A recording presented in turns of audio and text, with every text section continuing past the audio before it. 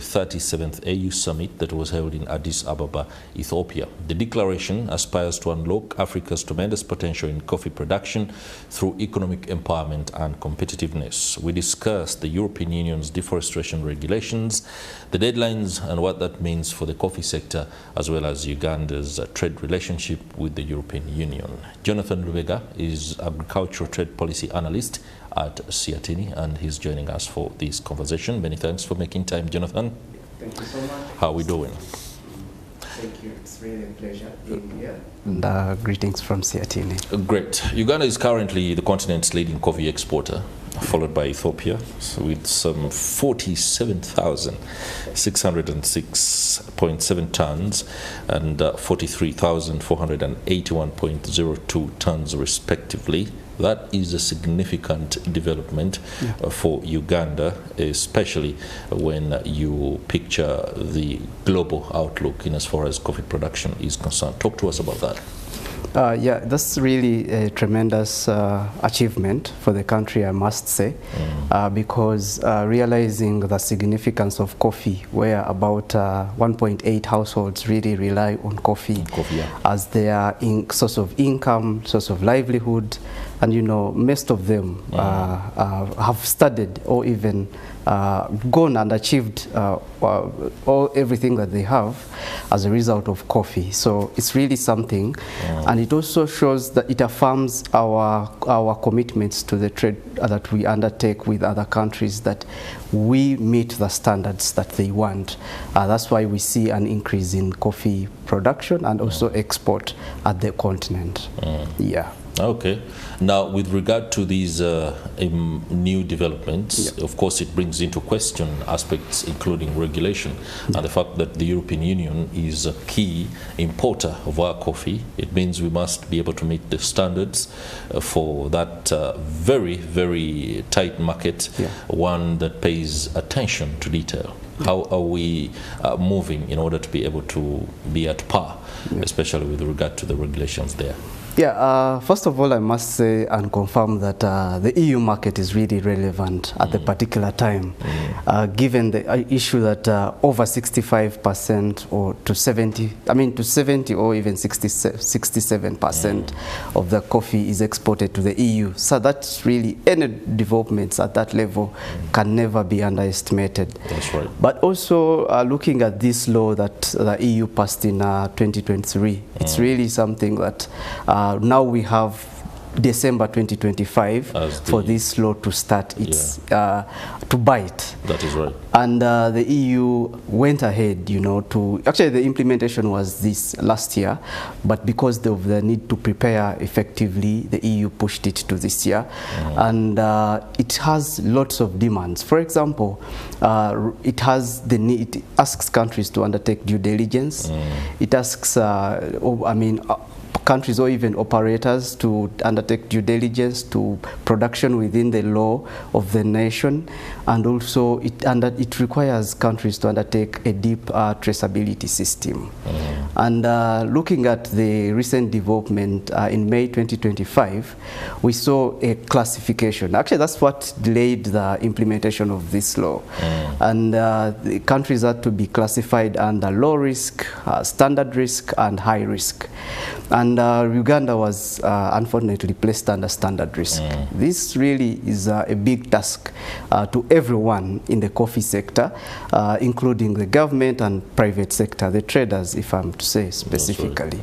So being classified under standard risk is a big burden, and we need to really raise up to the occasion to see that we meet the requirements. These are going to be very tight. Very, very tight. Of course, within the context of the emerging mantra that has climate change as something that is on the table across many negotiation rooms across the world, global deforestation and forest degradation being seen as something that countries ought to pay attention to.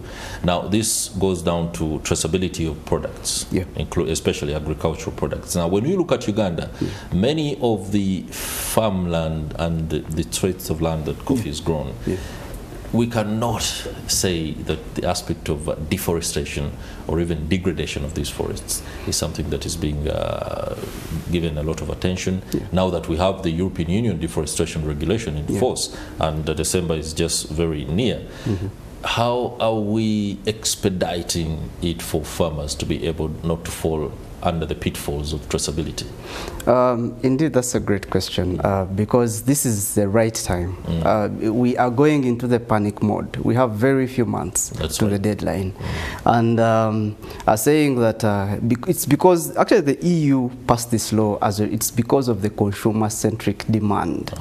Because the consumers were saying, we consume products that bring deforestation. That's right. And also realizing that Uganda's deforestation nature has not been really brought to the fore, where we have seen about 54%. We have, from 1990 around, we had 54% of the forest cover, and by 2020 we had dropped to 12% forest cover.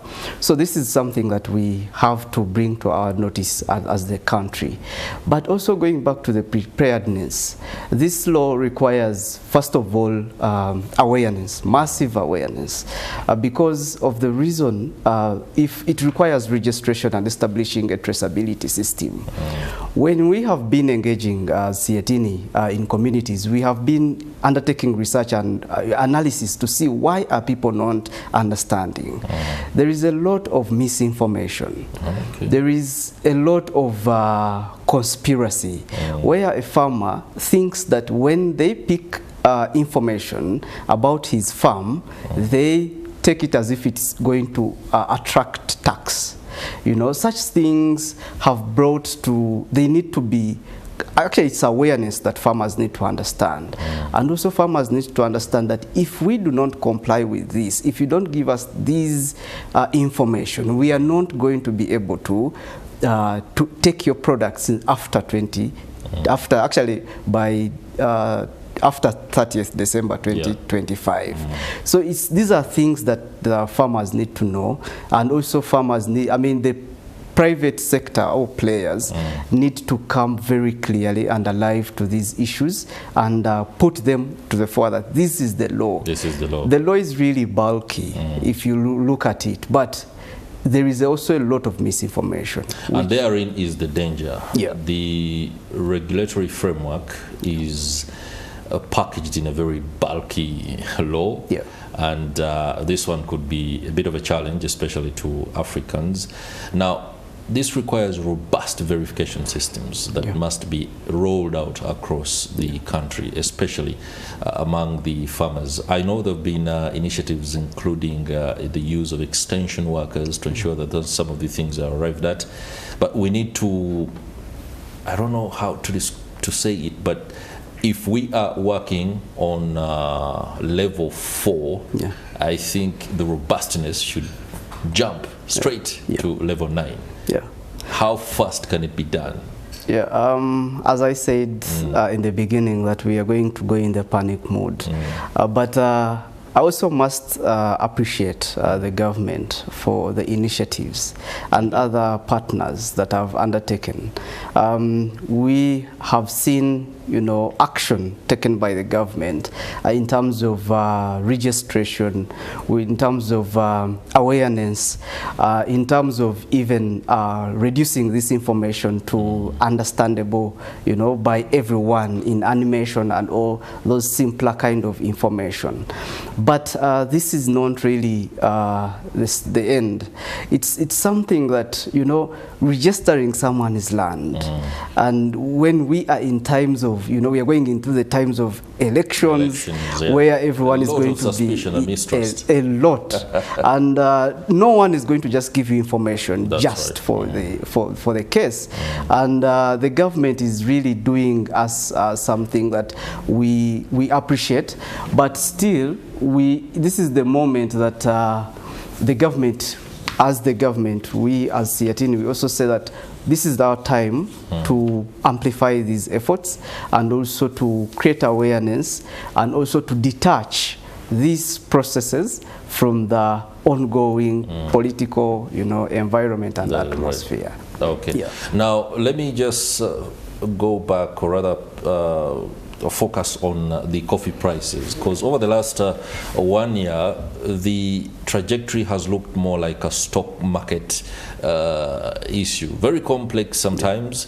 For example, coffee prices falling across the globe, while there is stability in production in Brazil, and then I think it's Vietnam that is also a huge producer. You would be wondering, what are the levers upon which the price fluctuations occur? Because you would see production stability as something that favors especially Brazil. That means within that process we saw Uganda more like leapfrogging Ethiopia to become a huge producer. There's a lot that is happening in there. Just bring us up to speed with the fluctuations and what determines what, especially in light of the mass production that comes from Brazil and Vietnam. Yeah, I must say that actually that issue came up 2 months or a month ago, where we saw lots of outcry by farmers. Coffee prices have reduced, have fallen, and it was really a big problem. But it was because Brazil was hit hard by the climate, and also we understand that Brazil is one of the largest contributor, producer of coffee, and quality coffee. Quality coffee. Yeah, so given that we, and also relying on the issue that our coffee is mainly exported, and this means that it relies on the global dynamics. What is happening at the global level determines the prices, and because if we take our coffee on the global market, where our coffee is not extremely of good quality as opposed to Brazil and other countries like Vietnam, our coffee will be out-competed. But still, Uganda prides in having good quality coffee.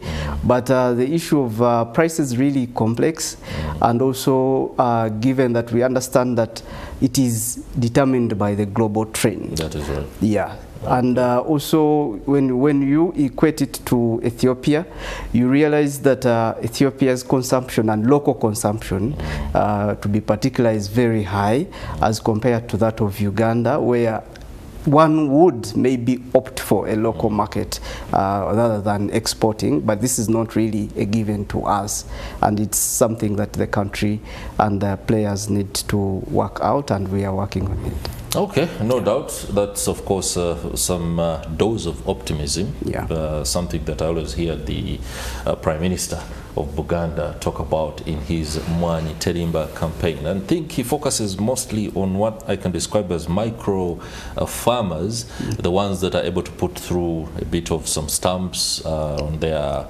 land, which could measure sometimes as little as an acre. But then again, we have the bigger players, the ones including Chagulanyi Coffee and the heavy dealers.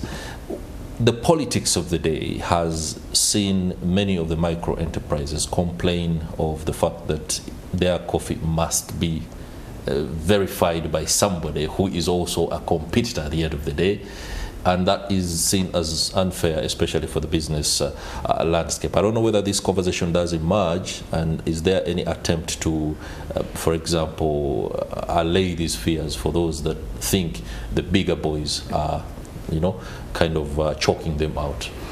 Yeah, really, that's a great question at this time, because a competitor cannot, take information of the other producer or even the micro producer. That's right. It's I think it's something that the government has to own. For example, in the questions of data collection, actually that goes back to collection of data and information. Where is that information really kept, and where is it stored, and who is in charge of the information? That's a big question, and currently Uganda is establishing the data warehouse, and this is information that to disarm, the opportunists in this kind of situation. The middlemen. Yeah, the middlemen. And it's something, because this information should never be in the hands of an actor or a player, because if it is, then there will be a problem in the coffee atmosphere, and also the trade of coffee from the country, because you cannot really outcompete the owner of the data. He who owns the data owns it up. Owns it up. Yeah. Thank you very much, Jonathan Lubega, Agricultural Trade Policy Analyst at SEATINI, for the perspective on the ongoing efforts to navigate the European Union deforestation regulations and improvements aimed at ensuring traceability for Uganda's coffee. It's been a pleasure. That will do it for this